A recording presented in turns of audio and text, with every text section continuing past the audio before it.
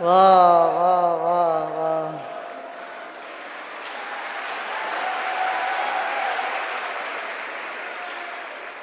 सच में लग रहा है ये युवाचार्यों का संगम है। हाँ?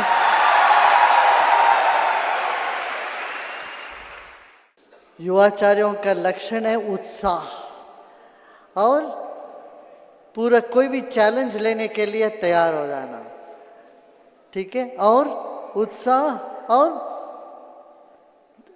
एक दृष्टि, जैसा दृष्टि वैसा सृष्टि होता है। पहले दृष्टि होनी चाहिए, विजन होनी चाहिए, क्या, एक लक्ष्य, और लक्ष्य और उत्साह दोनों हो गया तो सफलता बिल्कुल हाथ में ही है।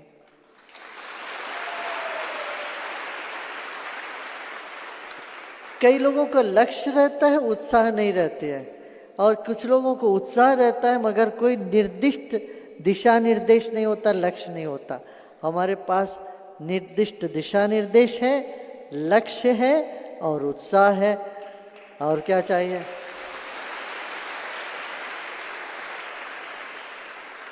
है ना? हाँ, बताओ, मेरा यही मन था कि देखिए हमारा देश आगे बढ़ तो रहा है, मगर जहाँ तक उद्योग की बात है बहुत पीछे हैं हम। 2015 में हमारे प्रधानमंत्री जी और हम, एक पहली बार वो प्रधानमंत्री होने के बाद दोनों एक इंडिया फाउंडेशन के एक कार्यक्रम में साथ में थे। वो उनके उद्घाटन कर रहे थे, मैं उसका कीनोट स्पीच दे रहा था। हम कीनोट स्पीच दे रहे थे उसमें, वो उद्घाटन उस समारंभ को किए थे। हमने उनको एक प्रेजेंट किया था, पूरा डोसियर अपना विक्रमदीश जी ने बनाया था। कहाँ विक्रमदीश जी हैं? विक्रमदीश जी नहीं आए क्या? तो उन्होंने एक डोसियर बना के दिया था, मैंने उनको, हमने उसमें कोई चीज़ ऐड कराया, फिर उसको हमने प्रधानमंत्री को प्रेजेंट किया। उसका नतीजा यही है, संक्षिप्त रूप में बताने के लिए, साउथ कोरिया छोटा सा देश है, भारत का एक राज्य जैसे होगा। कर्नाटक या हो सकता है थोड़ा कर्नाटक से बड़ा, आंध्र प्रदेश इतना बड़ा राज्य होगा। साउथ कोरिया इससे बड़ा नहीं है, मगर 96% लोग वहाँ स्किल्ड है, कुशल है वहाँ। इसलिए दुनिया के इतने सारे बिजनेस और संपत्ति को साउथ कोरिया, एक छोटा सा देश, अपने में खींच लिया। भारत और यूरोप वगैरह में कहीं 50%, कोई 80%, कोई 90% लोग स्किल्ड हैं। भारत में पता है कितने? 3%। तो हमने कहा भारत में स्किल डेवलपमेंट बहुत आवश्यक है। देखिए 3 से 5% ही है भारत में। तो जब हमने ये बात उनके सामने रखी तो उन्होंने देखा, वो कागज़ ले लिए थे। मुझे पता है ज़रूर ये तो हमारे प्रधानमंत्री कुछ तो ज़रूर करेंगे। तो उन्होंने फिर उसी साल में 2-3 महीने बाद प्रधानमंत्री कौशल विकास केंद्र का, कौशल विकास योजना का उन्होंने ऐलान किया है।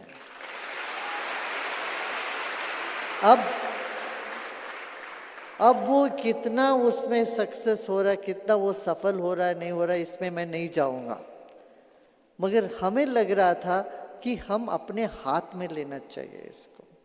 हमारे युवकों को उद्योग के लिए, हमें उद्योग में लगाने के लिए हमें प्रयास करना चाहिए। क्यों? योग और उद्योग साथ साथ चलता है, योग और उद्योग साथ साथ चलता है। तो हमारे इतने सारे युवाचार्य हैं, तो हमने कहा कि अपना इसको बढ़ाएंगे। पहले तो हम सिर्फ आयुर्वेद में ही थे अपना, अभी सन 1990 से शुरू किए हम लोगों ने, 91 से सिर्फ आयुर्वेद का वेद में ही थे। मगर हमने कहा आयुर्वेद सिर्फ आयुर्वेद से नहीं, अब इसमें जो है और खाने पीने की चीज़ ये भी ऐड करें ताकि हमारे युवाओं को नौकरी मिले।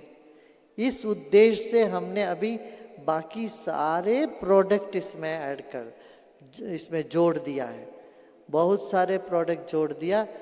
कि अब देखिए क्या हो रहा है, छोटे छोटे दुकान में आप देखते हैं ये सब पोटैटो चिप्स की वो सब पड़ी रहती ना खाने पीने, और बहुत सारे वो विदेशी कंपनियों की है ना।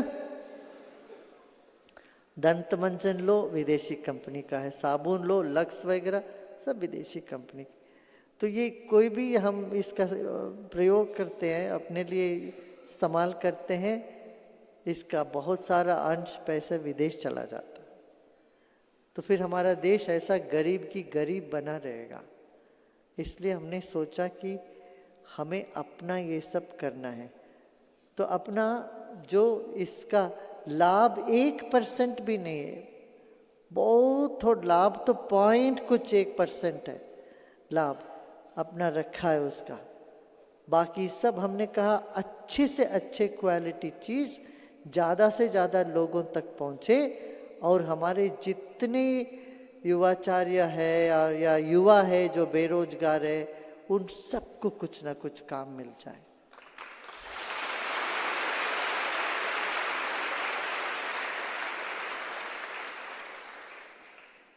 भाई अभी 20 साल से 25 साल से 99 से अभी कितना साल हुआ, 99 माने 27 साल हो गए, 18 साल, 18 साल, हाँ 1999, 18 साल से अपना ये सब YLTP चल रहा है। मगर 18 साल से चल रहा है, हम क्या कर रहे हैं, युवाचार्य बहुत काम कर रहे हैं, गांव-गांव में जाके काम कर रहे हैं, नवचेतना शिविर ले रहे हैं और चीज़ें सब कर रहे हैं। मगर उतना उनकी जीविका चलने जैसे जीविका में कोई बढ़ोतरी हो, ये उनको नज़र नहीं आ रहा, दिख नहीं रहा। ऐसे है ना बात, 2-3-4 हज़ार रुपया, 5 इवन 10-8 हज़ार रुपया भी कमा ले तो आजकल कहाँ काफ़ी है, जीवन चलता नहीं है ना। इसलिए मैंने कहा सोचा कि आप ये साथ साथ ये करोगे, थोड़ा सा उद्योग करोगे और ज्ञान ध्यान का प्रचार, योग करोगे, योग का प्रचार करोगे, दोनों साथ चलेगा। देखो गांव में जाओगे तो क्या 100 रुपया लेके किसी को सिखाओगे, ये कहाँ तक कर पाएंगे, है ना। गरीब से गरीब लोग हैं, उनको फ्री में सिखाना पड़ता है नहीं। तो अच्छा किसी से 100 रुपया भी ले लोगे तो वहाँ की खर्चा में वो पूरा नहीं होता, वो दरी लगाओ, ये लगाओ, वो लगाओ, आने जाने का।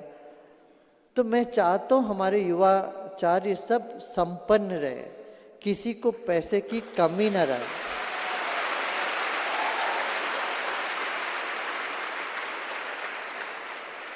देखिए जो व्यक्ति अपने पाँव पर खड़ा हो जाता है, उसकी अपनी कोई कमी नहीं होता, वो सेवा अच्छे से कर पाता है। जब हम खुद ही भूखे हैं और हमारे खुद के पास साधन नहीं हो, दूसरों को हम क्या सेवा कर पाएंगे, नहीं कर पाते ना। इसलिए सेवा का मनोभाव सब में है, मगर हमारे साथ ही साथ आपका आर्थिक परिस्थिति भी उत्तम होना चाहिए। लोभ नहीं होना चाहिए, बहुत इम्पोर्टेंट है, लोभ नहीं, मगर अपना स्वावलंबी हो। इसके लिए हमने ये कहा, ये शुरू करवा दिया कि हर गांव में, भारत इतना बड़ा है, यदि आप सब लोग 10-10 गांव भी ले लोगे, आप आराम से 50,000 रुपया एक महीने में आप कोई चीज़ बेचोगे, आपको आराम से 10,000 रुपया आ जाएगा। 1 लाख रुपया का सामान बेचोगे तो आप 20,000 रुपया आप बैठे बैठे कमा लोगे। तो इस तरह से मैं सोच रहा था कि और उसमें आप बढ़ाते जाओ तो और आपकी जो है ना, आप उसमें अधिक संपन्न भी हो सकते हो। तो ये एक स्कीम, जिन जिन को इसमें रुचि है, अच्छा जो जो लोग पूर्णावधि उनको और किसी चीज़ में नहीं जाना है, एक साधु जीवन व्यतीत करना है, सिर्फ सेवा ही करना है और कोई जिम्मेदारी नहीं है घर में, उनके लिए ये सब सोचने की जरूरत ही नहीं है। वो क्यों कुछ और करे, वो आराम से भजन करो, सेवा करो, ताकि आपकी जो भी आपका दाल रोटी और सब चीजें वो चल जाएगा, उसका कोई चिंता नहीं करनी। वैसे तो हमने सबको ये प्रॉमिस तो किया ही है, आपको किसी तरह की कमी नहीं होगी।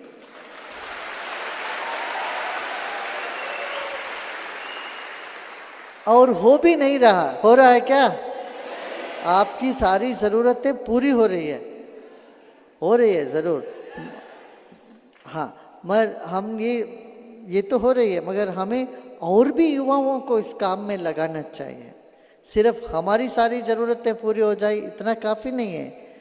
हमारे आसपास हमारे गांव में कितने लड़के हैं बेरोजगार हैं और इधर उधर घूम रहे हैं, अपना स्किल डेवलपमेंट ट्रेनिंग सेंटर में उनको सबको शामिल कराएं। सोलार ट्रेनिंग देंगे, उनको प्लम्बिंग ट्रेनिंग देंगे, अलग अलग ट्रेनिंग देंगे। फिर थेरेपिस्ट, आयुर्वेदा थेरेपिस्ट की कमी है, वो ट्रेनिंग देंगे। लिस्ट है, पूरा लिस्ट। दिग्विजय करोट है, ये लोग सब बैठ के आपको बता देंगे क्या क्या करना है। ये सब पूरा लिस्ट बना के दे दें। हाँ, उसमें जिनको रुचि है वो करे, मगर जिनको ये रुचि है लोगों में जाके बताओ, जागो तुम्हें क्या खाना है, आलू की चिप्स तो खाना है ना, हमारी देश की चीज खाओ।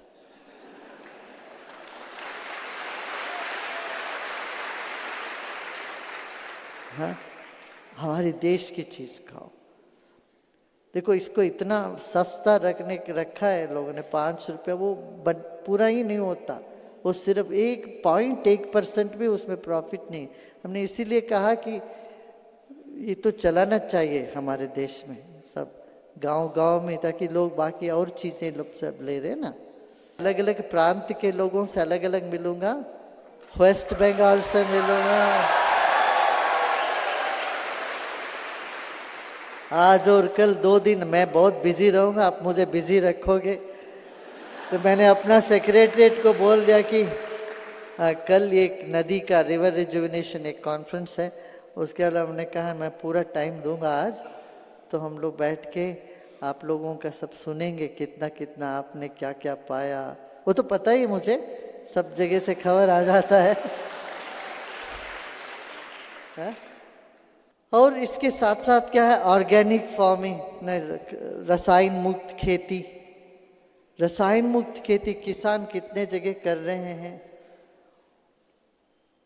वो चीज़ भी हमें अपना यहाँ बुलाना चाहिए। उन लोगों को मार्केट नहीं मिल रहा है, वो अपना मदद करेंगे, उसके लिए मार्केटिंग के लिए मदद करेंगे अपना, है ना, उनको कितना अच्छा हो जाएगा। बहुत है करने के लिए, बहुत काम है।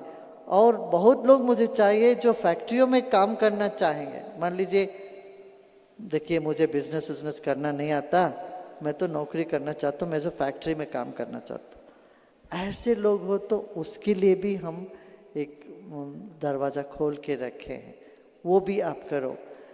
अच्छा, फिर किसी को ऐसा मन है कि हमें पॉलिटिक्स में जाना है, मैं उनको कहूँगा बिल्कुल जाइए, बेशक जाइए, मगर उससे पहले अच्छे ट्रेनिंग लेके जाओ।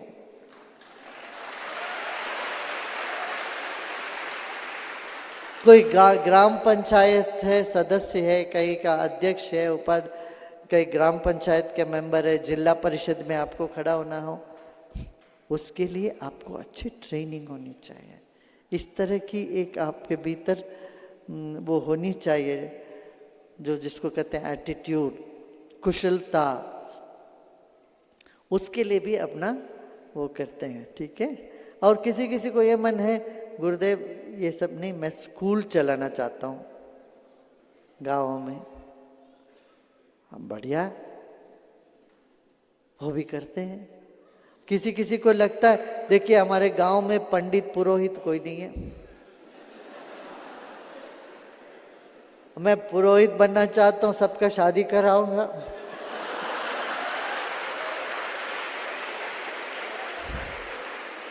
शादी, नामकरण, गृह प्रवेश और फिर अंतिम संस्कार वो भी कराना पड़ेगा। तो ये जीवन का ये सब कराना चाहता हूँ। बहुत अच्छा है। हम चाहते हैं एक एक गांव में ऐसे एक एक पुरोहित प्रतिष्ठित हो जाए जो वहाँ की पूरी विधि विधान से सब काम कराएं लोगों को। ये बहुत कमी है ना। ये गांव में ये निकल ही गया, खत्म ही हो गया। उसके लिए भी अपना लोगों को ट्रेनिंग देंगे, जो जिनको इसमें रुचि है, जो ये चीज़ कर चुके हैं पहले और कर रहे हैं, ऐसे लोगों को ट्रेनिंग देते हैं। ठीक है। आज आप लोग घूम रहे हो और आपको ऐसा लगता है कोई साधना में ज़्यादा जाना चाहता है, जो साधक बनना चाहते हैं। गांव में बहुत से लोग हैं। और कोई किसी को सन्यासी बनना है, वो क्या करते, इधर उधर पता नहीं कहाँ जाके फंस जाते हैं। हाँ, फिर वहाँ गांजा वांजा पीने लगते हैं। उनकी कोई शिक्षा दीक्षा तो होती नहीं,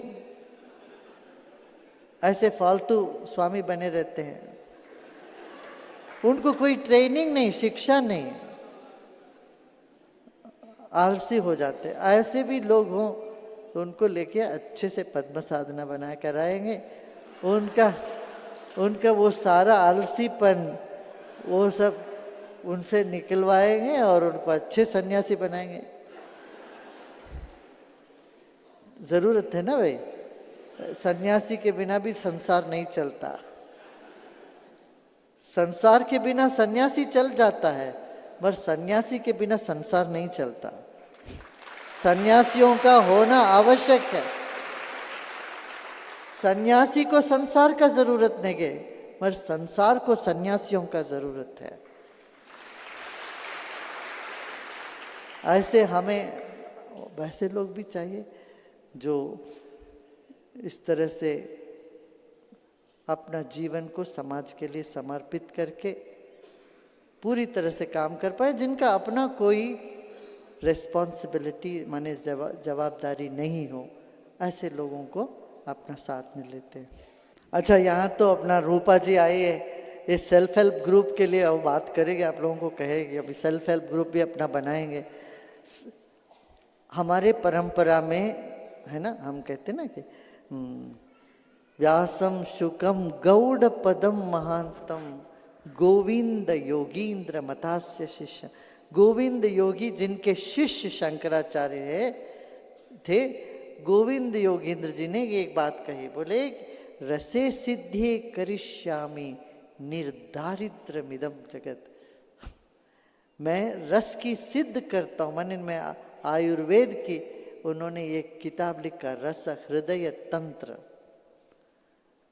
तो उन्होंने आयुर्वेद का ग्रंथ में ये बताया, मैं ये आयुर्वेद इसलिए ला रहा हूँ इस दुनिया में दरिद्रता मिट जाए,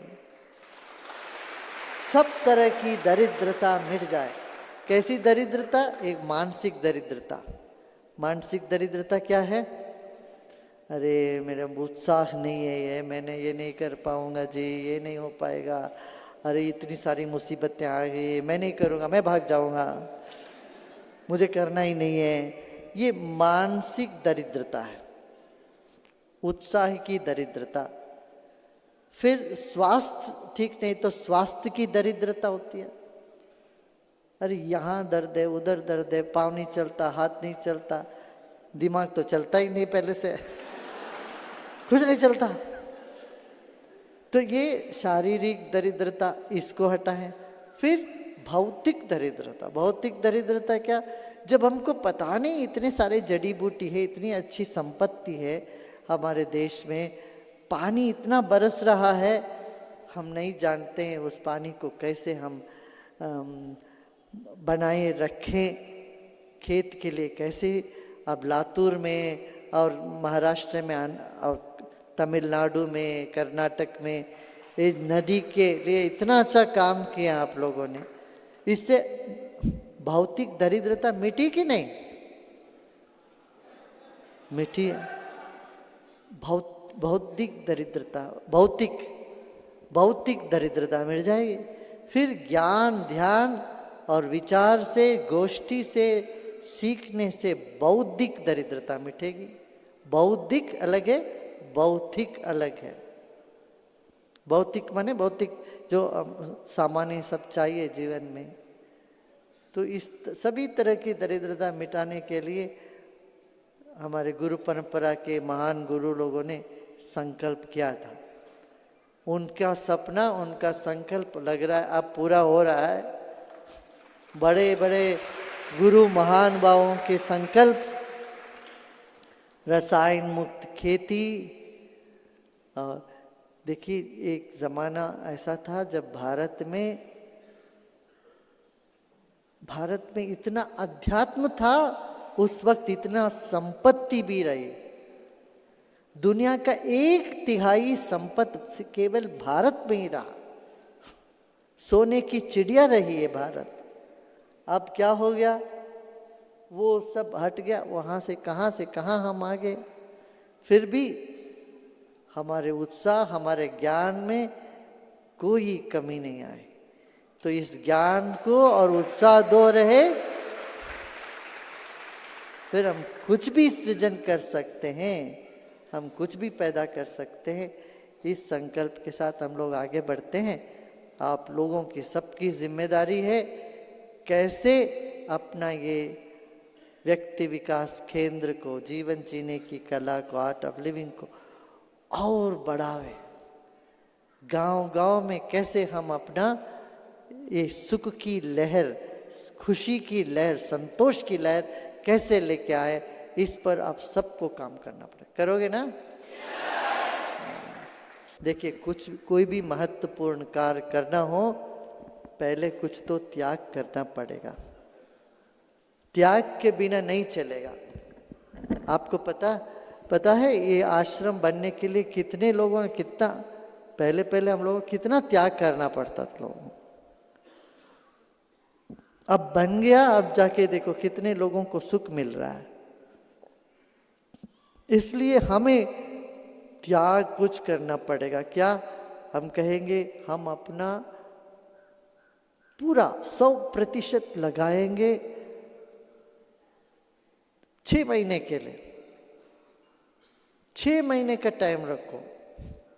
अभी अगले 6 महीने में हम हमारी जो क्षेत्र है उसमें इन सब चीज़ों को ऊपर उभारेंगे।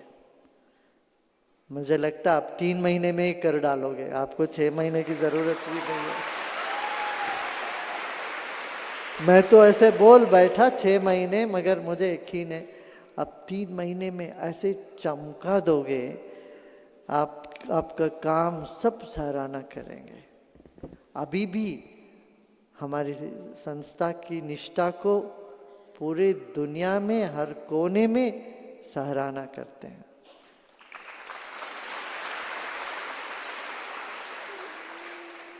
हाँ, और एक एक जगह आपने इतना अच्छा काम किया। इस काम को जो है ना, दुनिया पूरी तरह से इसको रिकॉग्नाइज करेगी, इसको पहचानेगी। मगर वो पहचानेंगे इसीलिए नहीं कर रहे हम, हमें करना है इसलिए हम कर रहे हैं। ठीक है ना? तो आप लोग ये सब बैठ के करिए। फिर एक एक ग्रुप में फिर कितने सारे चीज़ें होंगी। देखिए, अपना आश्रम से जगह जगह अपना पाठशालाएँ हैं, स्कूल प्रोजेक्ट है। प्रोजेक्ट की तो कोई कमी नहीं। जब कोई देख लेता है हमारे प्रोजेक्ट्स को, चौंक जाता है। आर्ट ऑफ लिविंग में इतने सारे प्रोजेक्ट हमने कहीं देखा नहीं। इतने सारे प्रोजेक्ट एक संस्था करती हुई। हाँ, इसको नकल करने वाले भी हैं काफ़ी लोग, थोड़ा करके पूरा नकल भी करते। वो अच्छा है। वो एक खुशामदी का एक और तरीका है नकल करना। प्रशंसा का एक और तरीका है। कोई हमारी नकल करता है तो ये इसमें इसका यही मतलब है हमारी प्रशंसा कर रहे हैं, अनुकरण कर रहे हैं हमारा। अच्छा है कोई हमारा अनुकरण करे। हमें उसमें कोई दिक्कत नहीं, मगर आप सबको इस मनोवृत्ति से जाना चाहिए। यदि कठिनाई आए, हम ना हिलेंगे, ना हटेंगे, ना डरेंगे, हम आगे बढ़ते जाएंगे, आगे बढ़ते जाएंगे।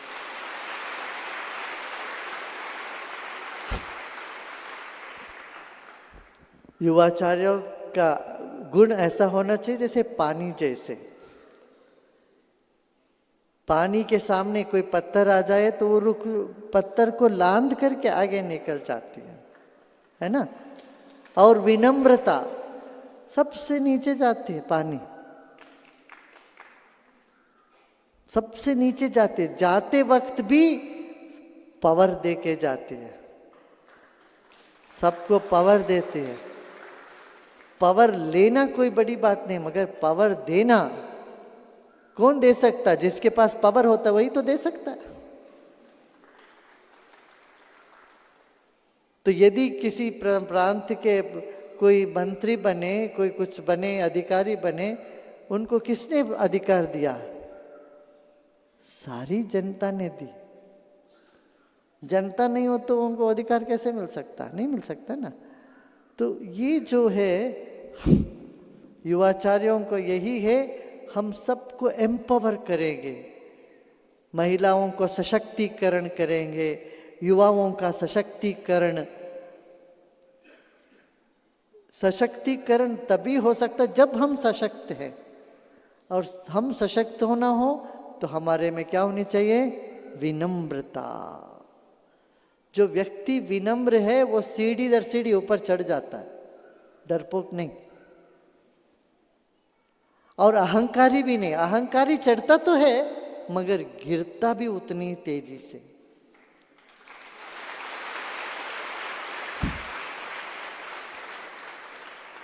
तो हमें इस बात पर ध्यान देना चाहिए कि हम अपनी साधना कभी नहीं छोड़ें, चाहे कुछ भी हो, थोड़ी देर बैठ के ध्यान करके ही जाएंगे। मान लीजिए कोई अच्छा काम हो, कोई सुखद या दुखद, किसी भी काम में ध्यान नहीं छोड़ना। समझ रहे ना? ध्यान करना बहुत आवश्यक। रोज 2 बार ध्यान करिए, 1 बार तो करना ही है, और अच्छा है 2 बार कर ले। भोजन तो 3 बार करते हैं, कई तो कई बार कर लेते हैं, 3 की नहीं, गिनती नहीं। अरे गुरुदेव ये सब गिनती क्या करना है, वो तो हम आहुति देते हैं। जब जब दिया को तेल जाता है वो टाइम दे के थोड़ी ना देते हैं, दे देते हैं, दिया में तेल दे देते हैं। इस तरह से जब जब भूख लगती है खा लेते हैं, और वजन भी बढ़ा लेते हैं। ये नहीं चलेगा। चलिए 3 बार भोजन करते, कम से कम 2 बार तो ध्यान करें। क्यों? ध्यान आत्मा का भोजन है, मन का भोजन है, इसको छोड़ना नहीं चाहिए। शरीर मजबूत रहे, सब संपदा रहे, आत्मा कमजोर रहे, किसी काम का नहीं है।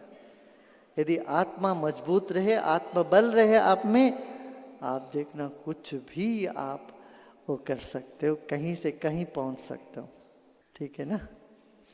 अच्छा, इतना काफ़ी है। अब आगे का आप लोग अपना कार्यक्रम चालू रखो, मुझे भी बहुत काम है। फिर मैं मिलता रहूँगा आप लोगों को दोपहर शाम को कभी। हाँ, एक स्टेट वाइज हम मिलते हैं। 1 वर्ष के अभियान बन जाओ युवाचार्य का विमोचन करने हेतु मैं गुरुदेव से विनम्र प्रार्थना करती हूँ।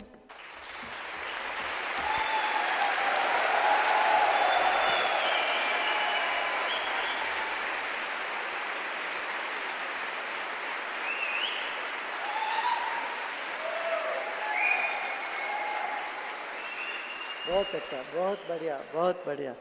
सब युवाचार्य बनाते जाओ आप लोग। हाँ, युवाचार्य बनाते जाओ, जगह जगह जगह जगह। बहुत अच्छा। अगले युवाचार्य कॉन्फ्रेंस में, अभी क्या हम 2000 लोग हैं ना, अगले युवाचार्य 10,000 से कम नहीं होना चाहिए। धन्यवाद।